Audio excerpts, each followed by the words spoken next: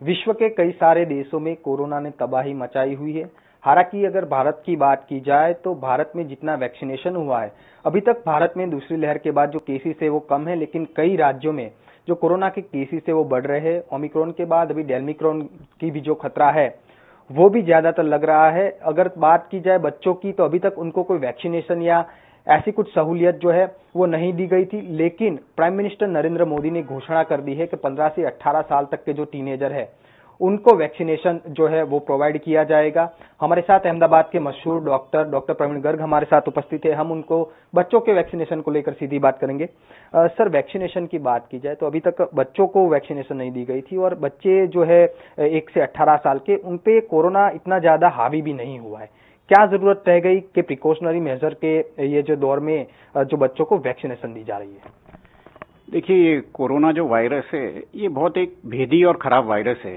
ये पिछले 2 साल से अपना बार बार स्वरूप बदल रहा है, बहुत फ्रीक्वेंटली म्यूटेंट हो रहा है और अभी ये ओमिक्रॉन नाम करके इसका जो पूरा का पूरा स्पाइक प्रोटीन है उसमें ही पूरा म्यूटेशन देखने को मिल रहा है। और अभी आप कल या परसों की यूएस की बात करें तो वहां पर बच्चों में केसेस बहुत ज्यादा देखने को मिल रहे हैं। हर 10 जनों में से एक बच्चा इन्फेक्टेड हो रहा है और लगभग 75 लाख के आसपास जो है बच्चे यूएस अकेले में देखने को मिल रहे हैं। तो ये ऐसा सोचना पहले कि भाई कोरोना सिर्फ बड़े की ही बीमारी है, ये बहुत एक अति आत्मविश्वास है, ऐसा नहीं है।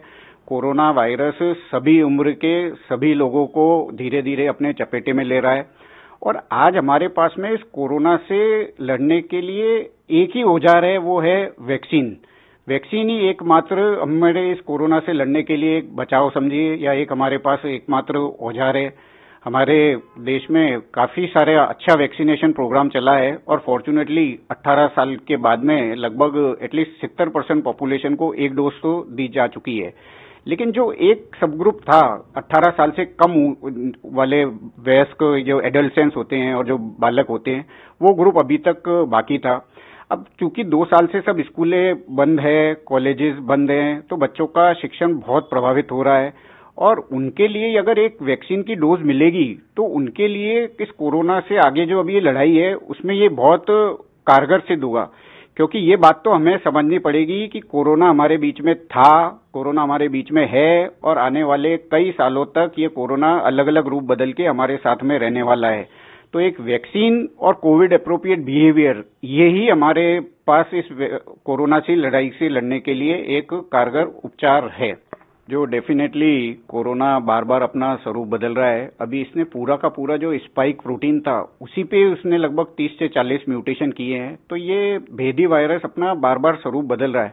ये बात बिल्कुल सही है कि पिछली जो सेकेंड लेयर देखने को मिली थी उस लहर में बच्चों में ये इन्फेक्शन कम देखने को मिल रहा था, क्योंकि बच्चों में जो उनकी जो एक इन्नेट इम्यूनिटी होती है वो इस वायरस से बचाव में काम कर रही थी। लेकिन ऐसा एक फॉल्स बिलीव करना कि हमेशा ये इन्नेट इम्यूनिटी इस वायरस के खिलाफ उनको लाइफ लॉन्ग प्रोटेक्शन देगी, ये एक बहुत प्रयोचित या गलत बात होगी। हर एक की इम्यूनिटी अलग अलग होती है और कुछ एक फिक्स नहीं होती है कि ये वायरस बच्चों पे काम नहीं करेगा, ये इन पे काम नहीं करेगा। इसलिए बच्चों को तो डेफिनेटली वैक्सीनेशन का प्रोग्राम जल्द से जल्द और बहुत अच्छे सुनियोजित 2-3 महीने में पूरा कर देना चाहिए। तो ही हम ये जो सब ग्रुप जो ससेप्टेबल है 12 से 18 या 15 से 18, उनको हम एक कोरोना से लड़ाई में आगे उनको बचा पाएंगे।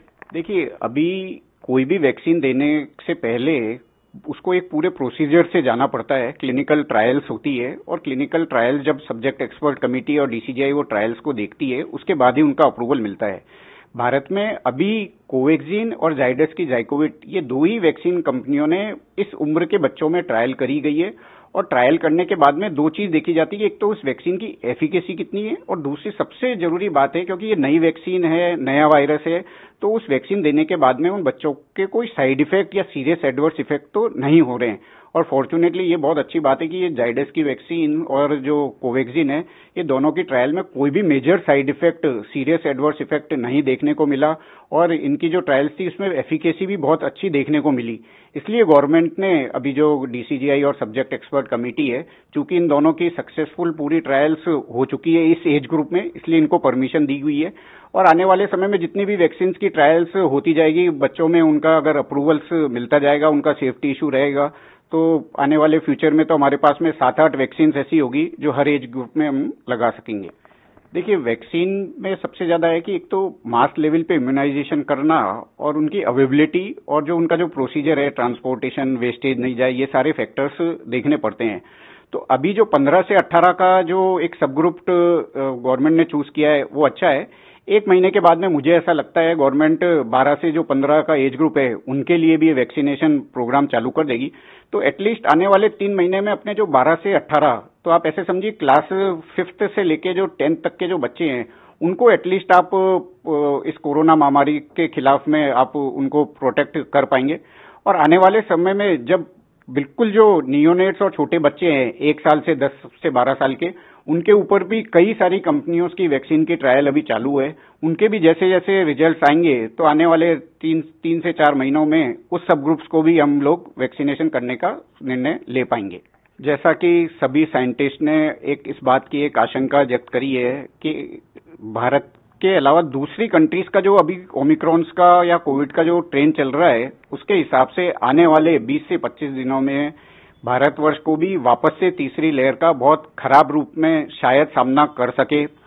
अभी हम एक वॉर के वर्ज पे खड़े हैं। आने वाली संभावना ऐसी व्यक्त की जा रही है कि 20-25 जनवरी के आसपास बहुत सारे केसेस देखने को मिलेंगे। इसके पीछे जो हम लोगों को कारण लग रहा है कि लोगों में एक फॉल्स परसेप्शन आ गया है कि कोरोना अब वापस से नहीं होगा, कोरोना भारत या इंडिया या गुजरात में से चला गया। ऐसा नहीं है। कोरोना जैसा पहला उसकी संक्रामकता थी, इवन ओमिक्रॉन की संक्रामकता और इन्फेक्टिबिलिटी और ट्रांसमिसिबिलिटी पहले वाले कोविड से बहुत बहुत ज्यादा है। तो किसी को भी फॉल्स बिलीव में नहीं रहना चाहिए। कोरोना वायरस बहुत चतुर और भेदी वायरस है। इससे बचने के लिए सबसे इम्पोर्टेंट जो है फेस मास्क का उपयोग और व्यवस्थित उपयोग, ये करना बहुत जरूरी है। और किसी को भी अभी से ही अपनी सावधानी बरतनी जरूरी है। बने जहां સુધી जितना हो सके over crowding places, social distancing, mass gathering, इनका अवॉइड करना चाहिए। हैंड सैनिटाइजर का उपयोग ज्यादा से ज्यादा करना चाहिए और मास्क को व्यवस्थित लगाना चाहिए और अपनी शरीर की इम्यूनिटी अच्छी रखनी चाहिए। और जो एक सबसे बड़ी बात मैं आपके माध्यम से सबको कहना चाहूंगा, जो हम अभी देख रहे हैं लोग बाग अपनी सिम्टम्स को इग्नोर कर रहे हैं और टेस्ट नहीं करा रहे हैं। ऐसा किसी को नहीं करना चाहिए। डे 1 में ही आपको सर्दी, खांसी, जुकाम, बुखार, हेडेक, बॉडी एक, डायरिया, मायल्जिया, कोई से भी वायरल फ्लू जैसे सिम्टम दिखते हो तो डे 1 में ही डॉक्टर की सलाह मुजब ट्रीटमेंट करना चाहिए। सेल्फ मेडिकेशन ना करनी चाहिए और हो सके तो तुरंत ही डे 1 में RT-PCR का रिपोर्ट करा लेना चाहिए। उसका फायदा ये है कि आप खुद को तो बचा सकते हो और आप सपोज कोविड इन्फेक्टेड हो तो आप जो घर में ससेप्टेबल जो एज ग्रुप वाले हैं उन लोगों को वायरस ट्रांसमिट नहीं करोगे। तो इसलिए आपको कोई भी डे 1 पे कोई भी वायरस जैसे सिम्टम्स लिखते हो तो आपको डे 1 में ही उसका ट्रीटमेंट और डायग्नोसिस कर देना चाहिए। तो बिल्कुल जैसे कि डॉक्टर प्रवीण गर्ग ने हमें बताया कि जिस तरीके से डेवलप कंट्रीज में भी जिस तरीके से कोरोना ने तबाही मचाई हुई है और साथ साथ में जो बच्चे जो है वो स्कूल्स में अभी जो खुली है उसमें काफी ज्यादा इन्फेक्टेड हो रहे हैं, उनके ऊपर ये जो नया वेरिएंट है वो काफी ज्यादा असरकारक हो सकता है, उनको भी हार्मफुल हो सकता है।